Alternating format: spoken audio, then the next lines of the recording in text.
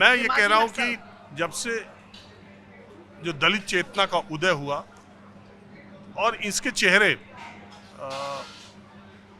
Schedule tribes में भी नक्सलवाद कमजोर पड़ा, लेकिन क्या जो बात शहरी नक्सल की, दिमागी नक्सल की कही जाती है, वो नक्सली विचारधारा के लिए कही जा रही है या जो लोग अपने हितों अधिकारों के लिए खड़ा हो रहे हैं, सरकार को चैलेंज कर रहे हैं, उनके लिए ये शब्द कहा जा रहा है?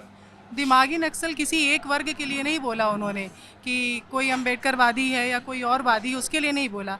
जो ये चेतना जागी छात्रों की, खास तौर से मैंने देश में पहली बार देखा कि इतने पढ़े लिखे छात्र और ये नीट पेपर लीक मामले पे जो इकट्ठा हुए, और उसमें देखिए जितने भी छात्र थे उनकी बातें सुनिए। वो एक दिन का आंदोलन नहीं था, एक दिन वो अचानक से जंतर मंतर पे नहीं आ गए। तो ये जितने भी पढ़ा लिखा तबका है इस समय, जो देश की स्थिति है राजनीति की खास तौर से, और बीजेपी के खिलाफ, उसकी नीतियों के खिलाफ, तो वो सारे दिमागी नक्सल में आ जाते हैं, कोई एक वर्ग नहीं आता। और रही बाबा साहब की बात, तो बाबा साहब के लिए दलित चूँकि पहले अनपढ़ था, पढ़ाई लिखाई तो थी नहीं, ये तो आप अच्छे से जानते हैं उनके समय में। लेकिन जब उनके बाद की जो पीढ़ी पढ़ी लिखी निकली, उसने पढ़ना शुरू किया, उसको जागरूकता आई, तो बाबा साहब के विचारों को पढ़ा, हम उसको सामने लाए और बाबा साहब प्रासंगिक होते गए।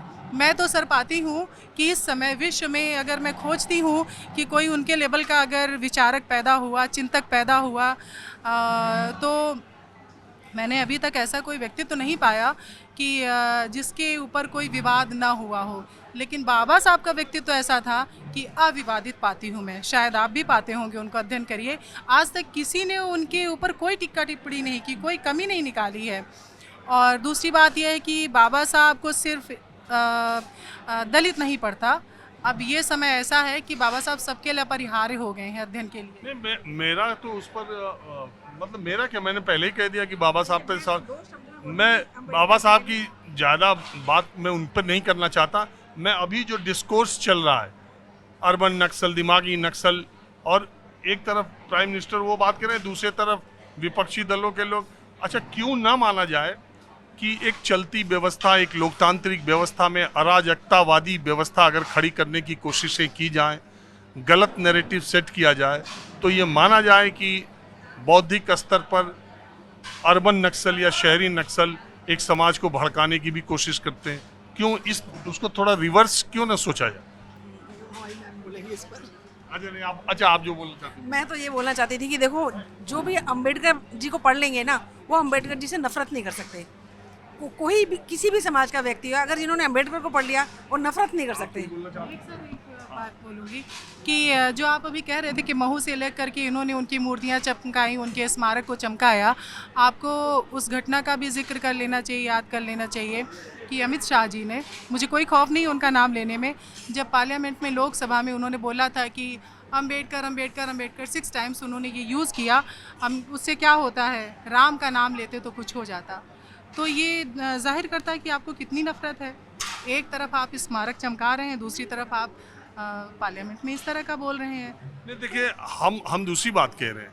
हम ये बात कह रहे हैं कि अगर भारतीय चुनावी राजनीति को देखिए तो भारतीय जनता पार्टी की ये इतने राज्यों में और केंद्रीय स्तर पर इतनी सफलता तो ये बताती है कि उसको समाज के हर वर्ग का समर्थन मिल रहा है।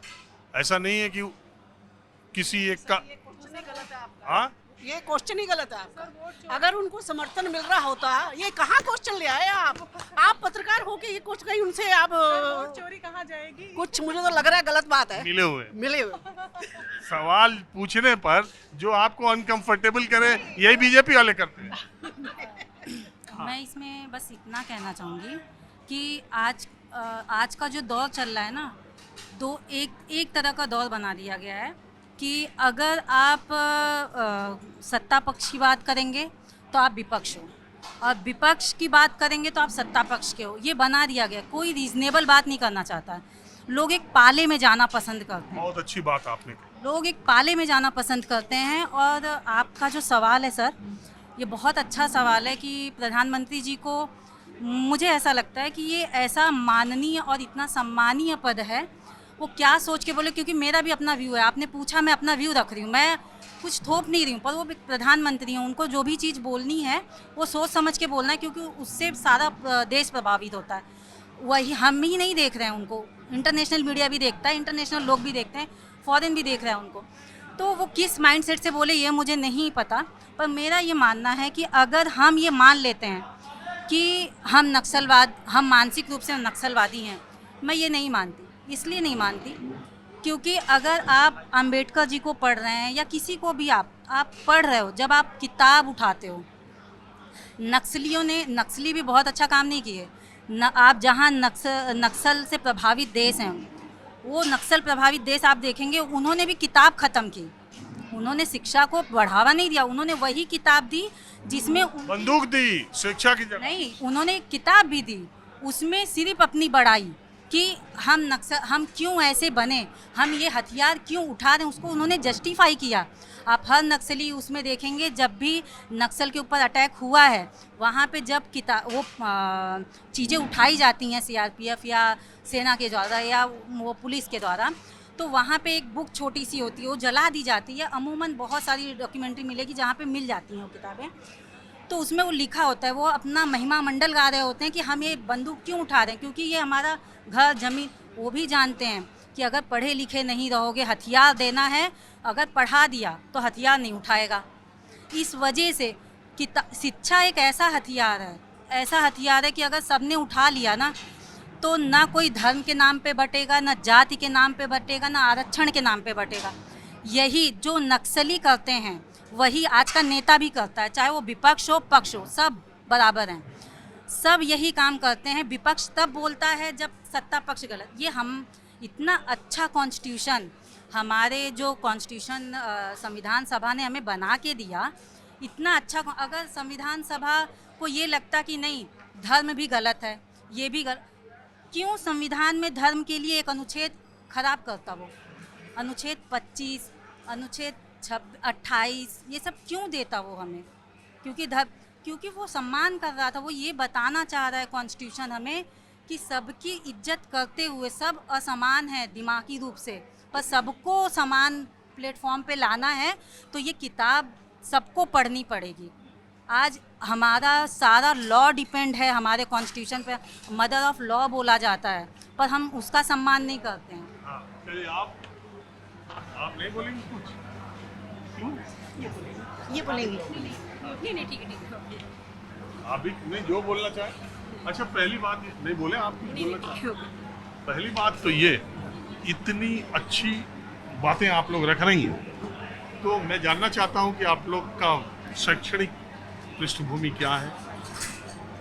मैं एमए हिंदी हूँ दिल्ली यूनिवर्सिटी से, और मैं अपना अम्बेडकर नामा मंच भी चलाती हूँ, मैं उसकी डायरेक्टर हूँ अम्बेडकर नामा यूट्यूब चैनल की। आपका मैडम? मैं 7वीं पास हूँ। हाँ? 7वीं पास। कोई जरूरी नहीं है क्वालिफिकेशन। नहीं, अरे शिक्षा, मैं बता रही हूँ, तभी स्कूल की शिक्षा से क्या होता है? हाँ, तभी मैं बता रही हूँ। बहुत अध्ययनशील है। आप 7वीं पास करने? बिल्कुल 7वीं पास। 7वीं आपका पास। अध्ययन बता रहा है कि आप रिसर्च करने वालों से ज्यादा अध्ययनशील कोई है। जरूरी स्व नहीं। शिक्षा से बड़ी कोई शिक्षा है? बिल्कुल बिल्कुल बिल्कुल। हाँ, विवेकानंद जी देखिए आप। जी मैं डबल एमए और एलएलबी। और आप? मैं LLM हूँ वो और तो बात ही से लग रहा है। LLM किया है मैंने, और दिल्ली हाई कोर्ट में प्रैक्टिस करती हूँ। और आप फिर? MA LLB advocate. मैं तो अभी मतलब हाउस वाइफ थी, पर अभी इससे जुड़ी हूँ। मेरा एक परिचय और भी है, जी। चाहे मैं 7वीं पास हूँ, पर अब अम्बेडकरी महिला मंच की कोषाध्यक्ष हूँ। चलिए, आप लोगों ने बात की, बहुत अच्छा लगा। माहौल क्या है, मैं बस आज इतना ही। समाज के हर वर्ग के बीच में हर वर्ग से बातचीत करने की मेरी कोशिश रहती है। मुझे उम्मीद है रोज से अलग आपको आज का कार्यक्रम पसंद आया होगा। कैमरामैन उमेश सिंह के साथ राजीव रंजन, न्यूज़ 24 दिल्ली।